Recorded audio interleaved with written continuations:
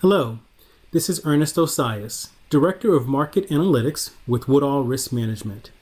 Thank you for joining us for our weekly technical overview of the grain markets. Before we begin, a brief moment to look at our market disclosure. This is a solicitation, and there is substantial risk of loss in trading futures and futures options. Past performance is not necessarily indicative of future results. Thanks once again for joining us for our weekly installment of the Technical Market Overview. We'll go ahead and begin. After the dry and warm weather did not affect the markets as anticipated, we're seeing the markets move as we generally believe they would in a downward direction. As we can see here from the charts, the markets made a very nice high coming in off of our time factor and really declined straight down into support near our 360-degree mark of 336. This past week, the market hit this target that we talked about last week and has consolidated near this area for the last 3 to 4 trading days. The market's showing signs of a potential small bounce inside of here, but we believe that somewhere in the neighborhood of 345 or 354, if the market's able to make it back up to this area or this region, we're looking for continued resistance and for sellers to come back into the market again. For the corn market, what we also believe is as we approach the end of the month, the market could very well just simply consolidate, putting in a low near the end of the month and perhaps in early August, and then trading sideways for the balance of August and possibly going into September. One standard deviation away from our point of control, we have 371. That 371 happens to be very close to the area where the market topped off, and we saw a very nice decline. And that decline terminated so far near one of our projected horizontal lines for support and resistance.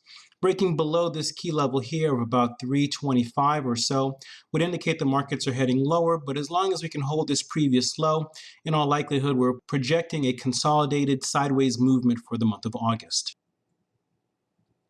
Jumping over to the December contract, if you recall last week, we shared about a potential turn point occurring near or around July 22nd. We take a look at the market here and we'll notice that our low came in exactly on the 22nd, and since then we've seen a little bit of a consolidation. Upside resistance lives at 347.5, and if the market's able to get above this area of 347.5, perhaps somewhere right in between near 360 is what we're looking for the next area of potential resistance for this December contract. For the December contract, we are a long ways off of the 419 3/4 point of control, but 2 standard deviations below that point of control number is at 333 1/4, which happens to coincide very closely to the recent low that we saw last week. So, as we can see in the markets here, we're hitting on very key support and resistance levels, and it is these levels that we want to continue to monitor to give us perspective on where the markets are looking to go. Overall, the markets should continue to be weaker in terms of price pressure, but our long-term objective for corn has been reached, and so what we're looking at here is perhaps that consolidative move of just sideways churning now that the market has made its way down very close to our long-term objective. We really like what we're seeing here with the soybean contract. Last week, we suggested that a target of 979 would be reached. And that target was based off of this band inside of here. And right in the middle of the band, we saw our 360-degree mark. We referred to how the markets like to move in full cycle rotations.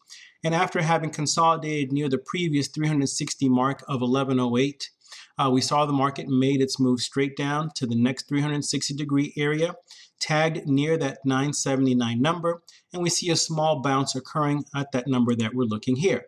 Now, the market then looks to have good resistance at 1042 as it would make a move about a half cycle up from that low. So 1042 half is going to be a very important area to look for sellers to come back into the market if it's even able to get back to that area over the next couple days or even next week.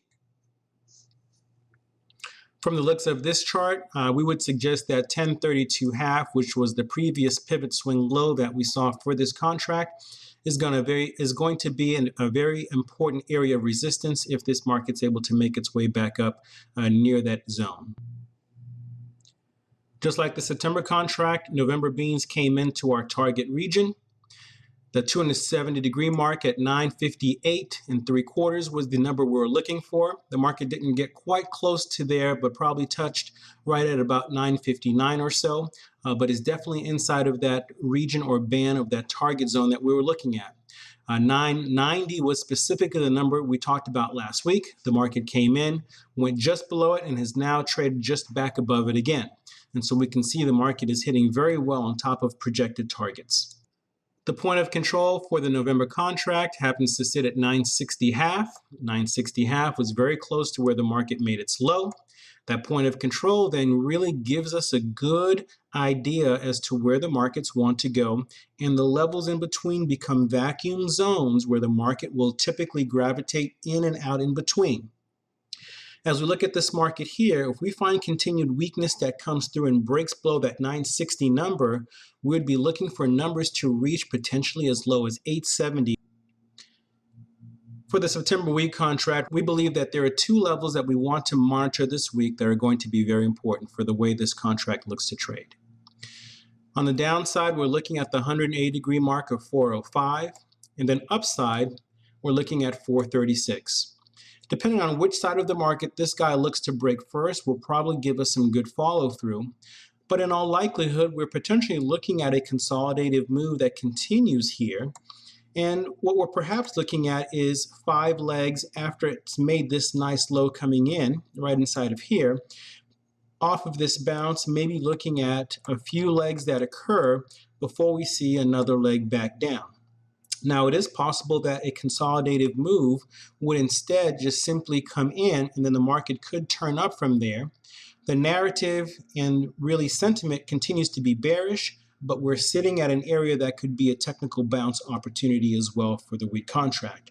So more of what we want to do is simply look at the price action and allow the technicals to give us good insight in terms of direction. One standard deviation below the point of control for wheat sits at 455.5. And so at 455.5, we can see this is exactly where the market's made some very good highs before turning back down. And having turned back down, it went straight down to the next point of control at 406.5. And so you can see really how the market really moves in synchronization with these point of control levels, especially when we can see them start to hit and have some significance in the price actions movement. Now, going forward again, breaking below 405 is probably going to show us continued weakness, and breaking above that 436 number we spoke of earlier will give us some continued strength. In closing, we'll have a look at the December crude oil contract. We've translated over the information from the previous August contract onto this December contract here. And what we really like is how the numbers continue to come through in perfect sequence. Before we talked about the consolidative price action that we saw in the last contract, the price pattern is exactly the same. Where it mirrored out here was at 46.21. Upon breaking 46.21, our disposition is that the market had a good chance of breaking down. Our near-term target right now is at about $40. And that's exactly what we're seeing here, which would be previous lows that the market touched on before. Upon reaching 40, if it gets there, we think that we could see some good support. And upon breaking that 40 number, we would not be surprised to see a number touch somewhere in the neighborhood of 36.5. So again, as we've broken the 46.21 level, moving down right now at 40 should be good support and potentially a nice spot for the market to move up and to finally put in a potential bottom. Below 40, we would look at a target of about 36.5. Thank you so much for joining us once again for our weekly market update. Look forward to touching base with you again next week.